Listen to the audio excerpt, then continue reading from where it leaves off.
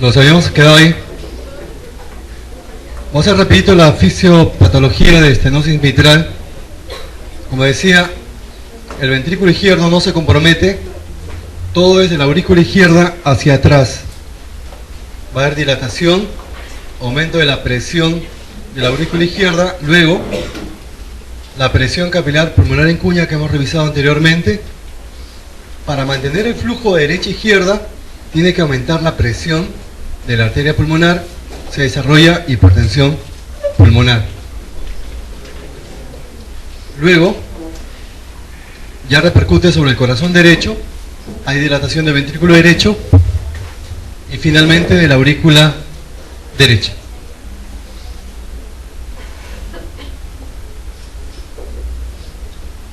Si ustedes fueran cirujanos cardiovasculares, ¿en qué etapa ya el paciente es inoperable? Cuando aumenta la presión de la arteria pulmonar, pero en grado severo. Ustedes acuérdense que hay varias etapas de hipertensión pulmonar. La primera es pasiva, la segunda es activa y la tercera ya es orgánica. Cuando ya es orgánica, ya hay daño a nivel endotelial. Por más que se reemplace la válvula afectada, ya no va a cambiar nada.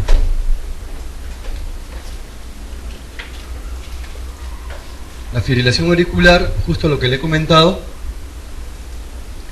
no es necesario que haya dilatación de la aurícula derecha, basta que haya dilatación de la aurícula izquierda para que se presente la fibrilación auricular. El paciente viene quejándose de palpitaciones y en el examen físico encontramos pulso deficitario. Vamos a encontrar impulso ventricular derecho en el borde paraesternal izquierdo, espacio tercer, cuarto, quinto espacio, ahí vamos a encontrar el impulso ventricular derecho. El primer ruido va a estar incrementado. A ver, vamos a explicar esto. ¿Por qué el primer ruido está incrementado en estenosis mitral y en insuficiencia mitral el primer ruido está disminuido? ¿Quién puede ayudarme?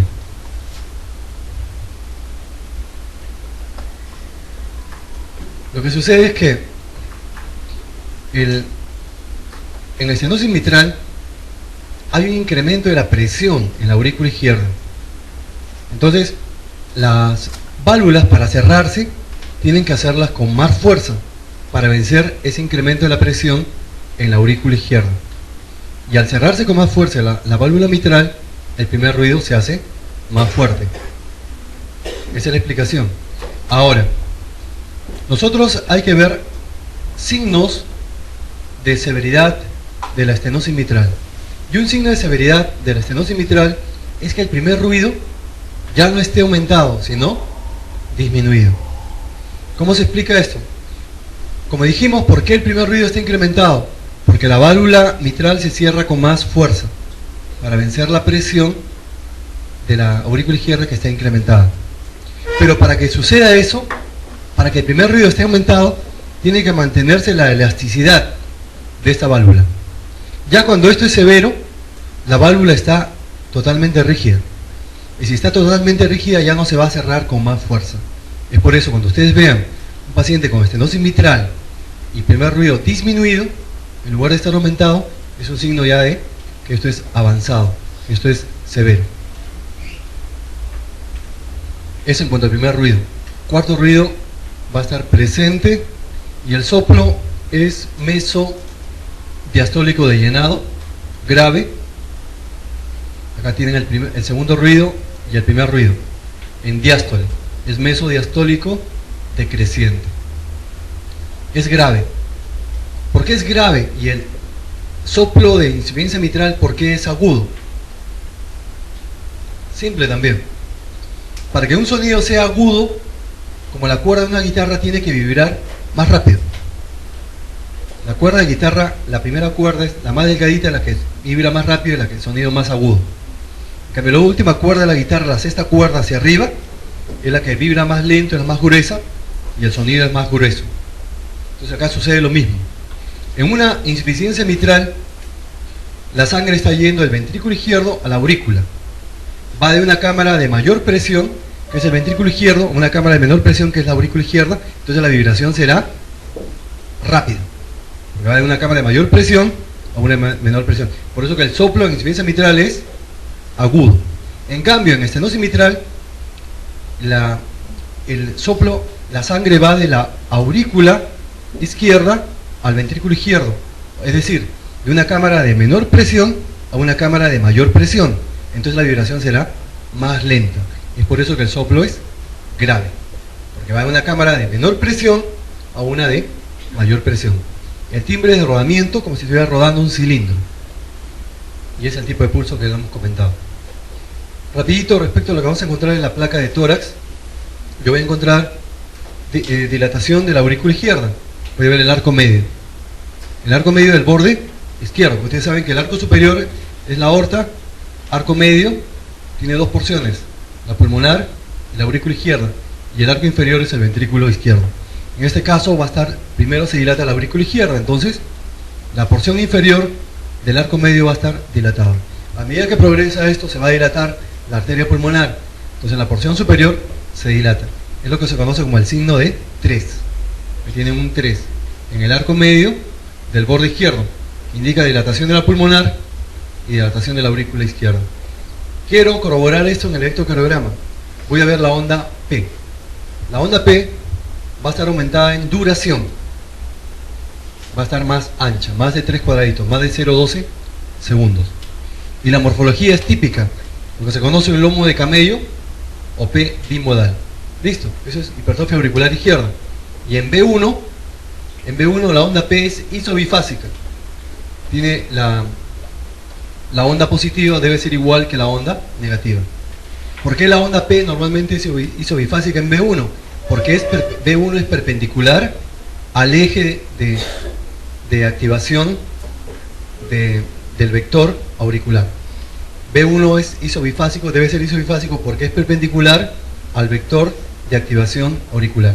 En este caso, ¿cómo voy a ver la onda P en B1 cuando hay hipertrofia auricular izquierda? Va a ser más negativo que positivo. ¿Y cómo se representa eso? Como más, menos, menos. Yo pongo ahí, onda P en B1 más, menos, menos. Quiere decir que es más negativo que positivo. Sigue avanzando y ya repercute sobre el corazón derecho.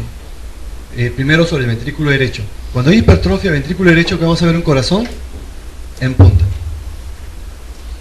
Y en el EKG, en resumen, nada más, el criterio más importante, hipertrofia ventricular derecha, en el EKG es esta relación. R sobre S en B1, mayor de 1. R altas en B1. Ustedes saben que en B1 las ondas R son pequeñas. En este caso, por la hipertrofia van a ser ondas R altas. Al dividir sobre la S de B1, la R entre la S en B1 va a ser mayor de 1. Nada más. Y por último, la aurícula derecha dilatada. Vamos a ver una onda T picuda, más de 2 cuadraditos y medio de altura. Y en B1, donde debe ser isobifásica, va a ser más positivo que negativo. Eso como lo represento como más, menos. Pongo onda P en B1, más, menos, indica, es un criterio de hipertrofia auricular derecha. Y en la radiografía, en el borde derecho del corazón, en el arco inferior, que representa a la aurícula derecha, va a estar dilatado. Vamos a preguntas de 2011.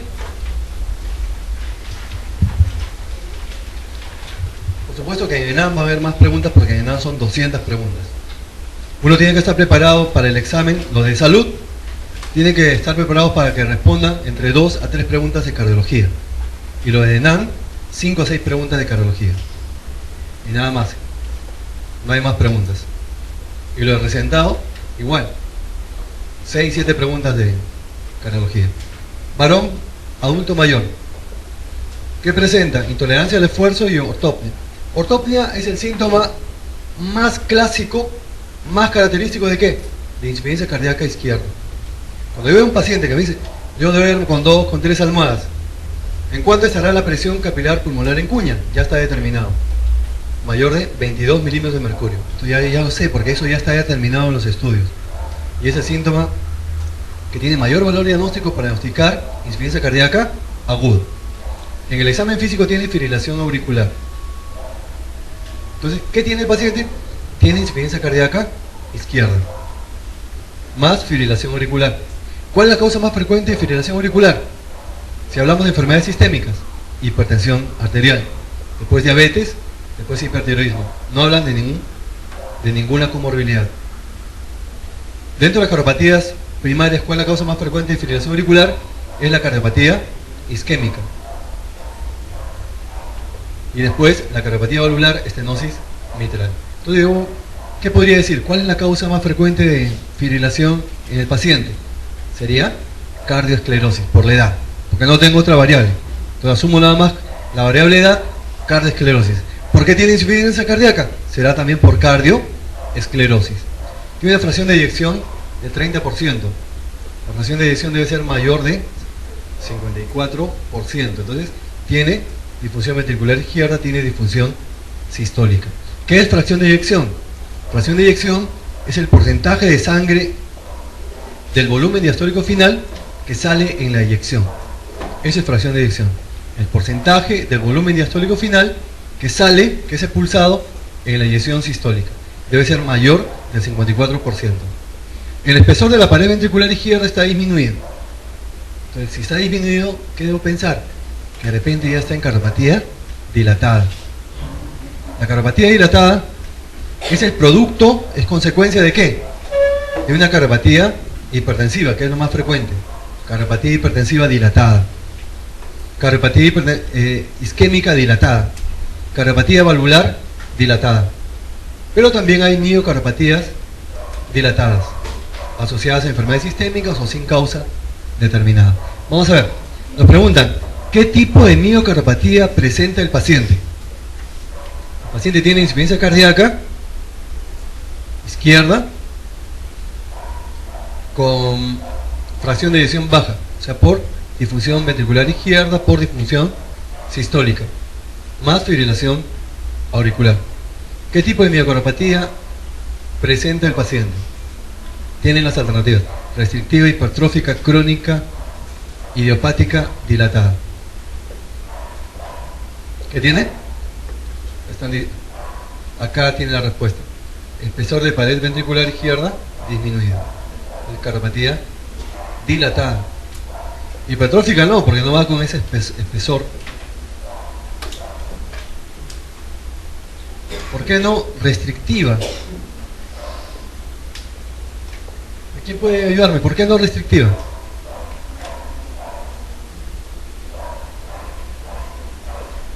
¿Por qué no restrictiva? ¿Cuándo sería restrictiva? Cuando hay enfermedades que están infiltrando el miocardio. Puede ser amiloidosis, puede ser sarcoidosis, idiopática. Bueno, la mejor respuesta acá es dilatada. Pero no es de esas miocardiopatías dilatadas idiopáticas, no esas miocardiopatías dilatadas asociadas a enfermedades sistémicas, sino me parece que es una cardioesclerosis que ya ha llegado a esa etapa de cardiopatía dilatada.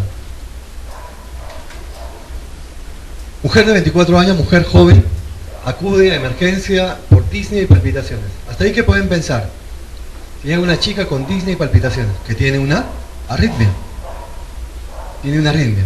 En el examen físico se encuentra pulso arterial pequeño y severo. ¿Se acuerdan de ese pulso? Claro, ese pulso es de insuficiencia mitral. Por eso les digo, acuérdense de los pulsos. Ven un caso clínico, encuentran ese pulso y ya están orientando ya el diagnóstico. Si hubieran visto un pulso parvus, sería estenosis mitral. Un pulso parvus tardus, estenosis aórtica. Entonces se encuentra un pulso pequeño y severo. Esto es para insuficiencia mitral. En el precordio se oculta un soplo sistólico de timbre de chorro de vapor de agua. Entonces, con más razón. Ya el pulso me está diciendo que es insuficiencia mitral. Y el soplo ni hablar. Soplo sistólico, a pesar que no me dicen que es solo sistólico. Pero ese timbre en chorro de vapor de agua es de insuficiencia mitral. Considerando la etiología más probable, ¿cuál de las alternativas es incorrecta? Caramba. Entonces se asume que la paciente tiene insuficiencia mitral y tengo que ver cuál es incorrecto respecto a esta cardiopatía valvular. Vamos a ver. El primer ruido cardíaco está disminuido. Verdadero, porque está incrementado en estenosis mitral. Se puede encontrar el tercer ruido cardíaco. Claro, Porque en insuficiencia mitral hay dilatación del ventrículo izquierdo. Entonces eso va a originar el tercer ruido cardíaco por aumento de la fase de llenado rápido, en el llenado auriculoventricular. La primera fase de llenado, cuando aumenta, origina el tercer ruido. El tercer ruido origina el galope ventricular. ¿El tercer ruido es un criterio mayor de insuficiencia cardíaca? Claro, el tercer ruido es criterio mayor, que lo vamos a ver en la clasificación de Framingham. Puede ocultarse un chasquido de apertura. ¿Qué les parece eso? ¿Hace ruido la válvula mitral por regurgitación? No, eso es estenosis mitral, el chasquido de apertura. Es un ruido agregado diastólico. ¿El choque de punta está desplazado hacia la izquierda? Claro, por dilatación del ventrículo izquierdo. ¿El soplo es holosistólico? Por supuesto. Entonces, ¿cuál es la alternativa incorrecta? El chasquido de apertura, porque eso es de estenosis mitral. Pero vean, ¿qué tal pregunta? Porque esta pregunta tiene dos tiempos. Porque si no das con el diagnóstico, ya no puedes contestar esta pregunta. O sea, no te están preguntando qué lesión valvular es, no, sino alguna característica de esta lesión valvular. Esa pregunta es más o menos reciente. Ya la insuficiencia mitral es parecido a estenosis, solo que va a haber dilatación del ventrículo izquierdo, lo cual va a alterar el pulso, va a haber un pulso pequeño, pero Zeller, en martillo de agua. Y todo lo demás es parecido.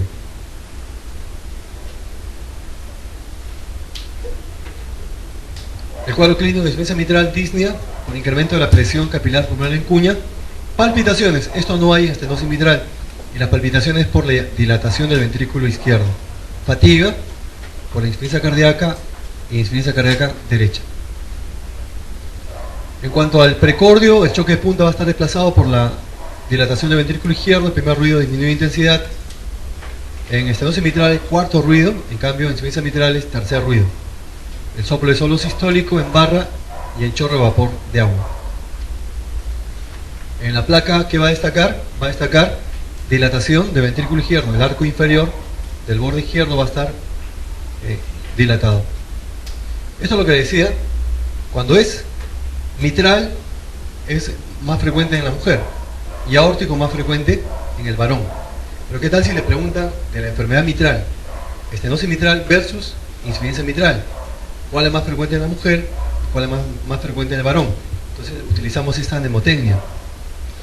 Estenosis mitral, siglas EM, es mujer. Insuficiencia mitral, conocido también como regurgitación mitral, re macho. ¿Se acuerdan? EM es mitral y RM. ¿No creen? Entonces que lo diga con el taco, sino que... Ya. Seguimos. Pregunta más o menos fresca.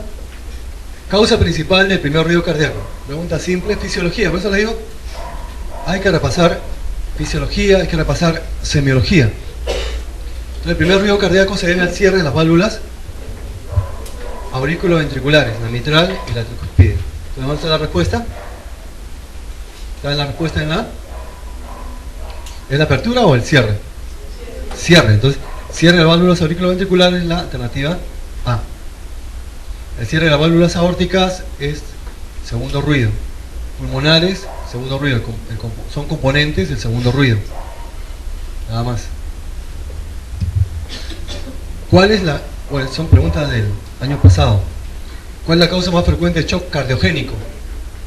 Insuficiencia mitral aguda, insuficiencia aórtica aguda, embolia pulmonar, rotura de tabique interventricular, infarto agudo de miocardio. ¿Cuál es la causa? Infarto agudo de miocardio. La causa más frecuente es shock cardiogénico, lejos. A propósito de infarto agudo de miocardio, tenemos el Zika con elevación del ST, sin elevación del ST. Sin elevación, angina inestable, IMA con ST no elevado. Con elevación, IMA con ST elevado. La mayoría de los IMA con ST elevado son Q. Hay necrosis transmural, 97%. Pero hay un 3% que no hacen Q, por eso está la línea esta. Que los IMA ST, un 3% van a ser no Q. En este caso, no todos los IMA con ST elevado son Q. Y así mismo, la mayoría de IMA con ST elevado son no Q, pero hay un 3% que van a ser Q. Ustedes saben ya que cuando es ST, cuando la obstrucción es completa, la arteria coronaria. También preguntan sobre cuál es la arteria que se obstruye, vamos a ver después. Y acá la obstrucción incompleta es NOCO, ese es el SICA. ¿Qué habría que agregar acá? Muerte súbita. Respecto a la arteria, tiene la arteria coronaria izquierda, derecha. Esta es la izquierda, la descendente anterior y la circunfleja. ¿Cuál es la que se obstruye con más frecuencia? La descendente anterior, como van a ver en esta pregunta. El infarto o miocardio, más o menos reciente. ¿Cuál es la arteria más frecuentemente comprometida? Todavía me suena la descendente, pero ¿cuál? ¿Anterior o posterior? Y es la descendente anterior, la que se obstruye con más frecuencia. En relación a por qué una placa ateromatosa se rompe, se complica, y es por la acción de las llamadas células espumosas. Las células espumosas son macrófagos que están en el endotelio vascular. Estos macrófagos van a fagocitar LDL oxidado, que también está en el endotelio vascular del coronario. Entonces, estos macrófagos que han fagocitado LDL oxidado son los que van a producir sustancias que van a fracturar la placa ateromatosa. Entonces, ¿cuáles son las células que contribuyen a la fractura de la placa ateromatosa? Son las células espumosas, que son macrófagos, que han fagocitado LDL oxidado. Esto ya lo vimos, angina típica, fuera de lugar característico, y el equivalente de angina, disnea o síncope. Y este es el grupo de riesgo. Señal alternativa verdadera ante un dolor torácico que llega a emergencia. Esta pregunta es parecida a una que vimos del residentado médico, ¿se acuerdan? Cuando hablamos del síndrome de TIPSE. Vean, por eso las preguntas son realmente parecidas. Señale la alternativa verdadera ante un paciente con dolor torácico que llega a emergencia. No me dan datos, ni la edad, ni si tiene comorbilidad, nada. Solo que tiene dolor torácico. Si es agudo, si es crónico, nada. Entonces, es un probable síndrome coronario y hay que tratarlo como tal hasta que se demuestre lo contrario. ¿Qué les parece? No, porque no tengo datos, ¿no? Me faltan datos para considerar como un síndrome coronario si el dolor es tipo angina y si tiene factores de riesgo, a pesar que sea joven. Me faltan datos. Los problemas esofágicos son tan infrecuentes que se deben descartar de plano. No, los problemas esofágicos, como estaba comentando, más en jóvenes, que además tienen pirosis, tienen relativa frecuencia. Si es menor de 50 años, lo más probable es que se trate de un ataque de pánico. No tiene nada que ver, eso sería más para en menores de... ¿Cuántos años tiene usted? Menores de 20 años, ¿no? Sexo femenino. Si hay costocondritis, se debe descartar que sea un síndrome coronario. Esa es la respuesta. Costocondritis. Si no me dan datos, ¿se acuerdan la pregunta anterior? Si un dolor torácico, no me decían la localización y me ampliaban que aumentaba con la inspiración, que me llevó a pensar que era pleurítico, pero después me dijeron que el examen respiratorio era normal. Entonces, ese dolor que aumenta con la inspiración profunda, con la tos, que se puede irradiar al brazo izquierdo, paciente que no tiene comorbilidad y que tiene puntos dolorosos generalmente en el segundo o tercer arco costal paraesternal, está en relación a una costocondritis. En relación a los riesgos cardiovasculares, vamos a ver rapidito eso. Muy alto riesgo, y el LDL, eso pueden preguntar, ¿cuánto es el LDL ideal para dar tratamiento farmacológico? Lo vemos rápido. Esto también, cuando cada vez que pregunto, el interno o el residente incluso miran al techo. Entonces, esto hay que repasarlo y ver la parte que interesa. Y la parte que interesa es este recuadro amarillo. Si tiene muy alto riesgo, el LDL ideal debe ser de menos de 70 miligramos por decilitro. Entonces, si tiene más de 70, tengo que darle ya estatinas. ¿Y quiénes son los grupos de riesgo de muy alto riesgo? Son los coronarios, más o equivalentes, más diabéticos. Si el paciente es coronario y diabético, el LDL ideal debe ser debajo de 70 miligramos por decilitro. ¿Qué más? Que sea coronario y que tenga un factor de riesgo principal. tabaquismo, hiperglicemia, hipertensión arterial, o que tenga Zika. Alto riesgo. En este caso es el coronario o su equivalente. ¿Cuáles son los equivalentes de cardiopatía coronaria? Empezando, diabetes mellitus. Pero si le preguntan de esa manera ya es muy fácil, entonces tienen que preguntarle en relación a los demás. Diabetes todos lo saben. ¿Qué otro equivalente hay de cardiopatía coronaria? Aneurisma aórtico, el síndrome metabólico. Hay una clasificación de Framingham donde el riesgo a padecer eventos coronarios a 10 años es más del 20%. Utilizan ahí la hipertensión arterial, la dislipidemia, la edad del paciente. Pero riesgo a padecer, así se llama, riesgo a padecer eventos coronarios a 10 años, más del 20% de Framingham. Más de 15 puntos en los varones, más de 20 puntos en las mujeres. Entonces, si el paciente es de alto riesgo, o sea, coronario, diabético, con aneurisma aórtico, síndrome metabólico, un riesgo coronario a 10 años más de 20%, el LDL ideal debe ser menor de 100 miligramos por decilitro. Si tiene más de 100 miligramos por decilitro de LDL, hay que darle estatinas. Riesgo moderado, más fácil, 2 o más factores de riesgo. O el riesgo coronario de 10 años menos del 20%. El LDL ideal es menos de 130. ¿Cuándo se le da tratamiento? Acá es un poco diferente. Podría pensar cuando es más de 130, no, cuando es más de mayor o igual a 160. Y los que tienen bajo riesgo, uno o ningún factor de riesgo,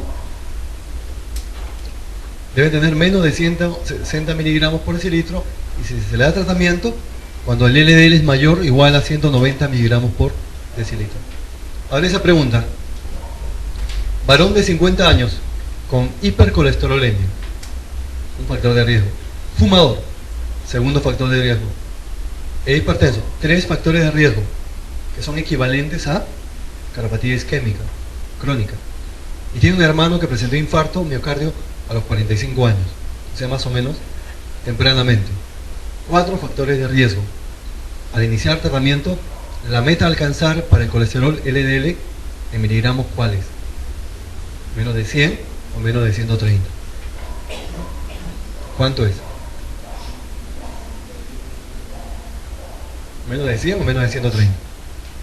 Para que sea menos de 100, tendría que ser de alto riesgo.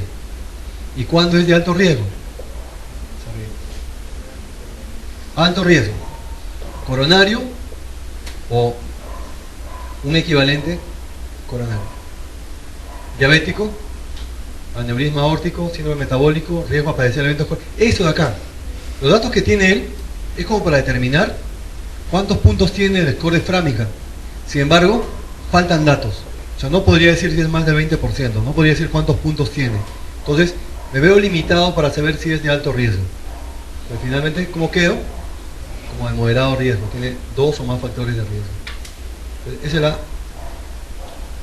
respuesta, menos de 130, porque no puedo determinar cuántos puntos tiene el score de Framingham. Me faltan datos, no sé cómo está. Ahí necesito valores de la presión arterial, necesito valores de los lípidos, del colesterol, LDL, y no lo tengo. Si tuviera, ya sería más complejo, de repente ya está en el grupo de alto riesgo. ¿En qué pacientes el riesgo coronario es equivalente al de aquellos que ya han sufrido un evento coronario previo? Esta sí es fácil. ¿Cuáles son los equivalentes de cardiopatía coronaria? Diabetes. Eso es fácil. ¿Cuál es el otro? Síndrome metabólico con la triada lipídica. El otro es aneurisma de aorta.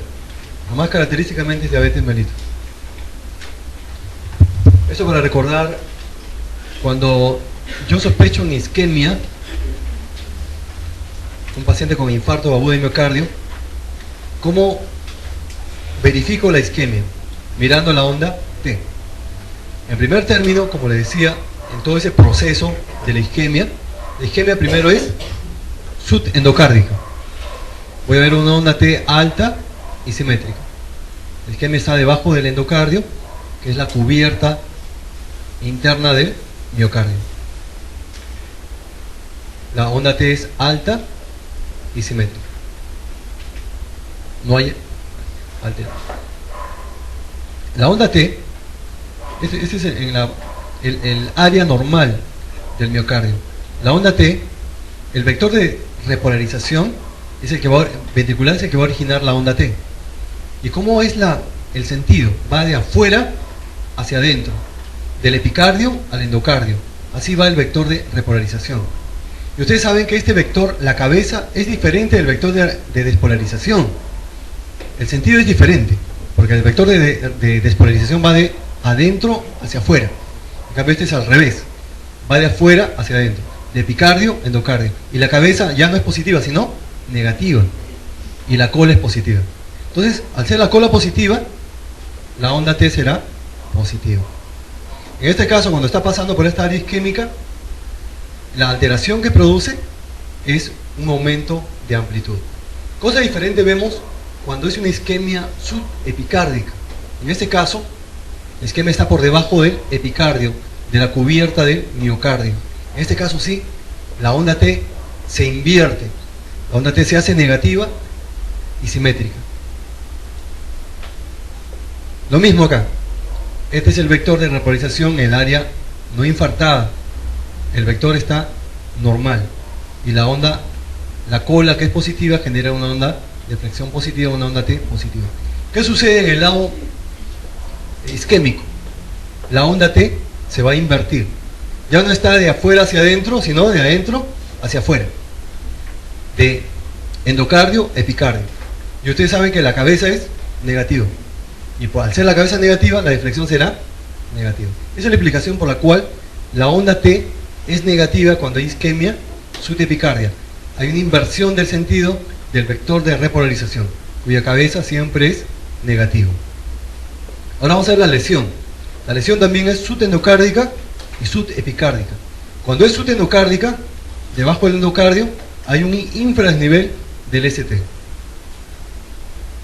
Infradesnivel ST que va acompañado con una isquemia subendocardia, o sea, con una T alta en esa etapa.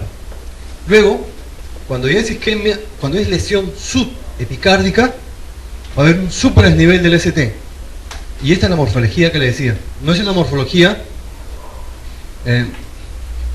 una ST cóncava, sino una ST convexo. Esa es la morfología de lesión subepicárdica.